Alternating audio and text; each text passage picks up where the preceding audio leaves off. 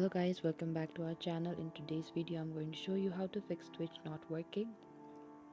If Twitch is not working for you, here are some general troubleshooting steps you can try. First is you need to check your internet connection. Ensure that your internet connection is stable and working properly.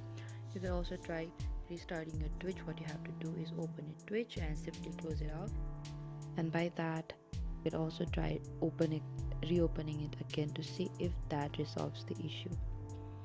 And if you're using a app Twitch in your Android, you can press the Twitch icon like this, go to the app information, and after that go to the storage and cache over here, and you need to simply clear the cache on the bottom. And if you're using the Twitch app, you could also try make sure it's updated.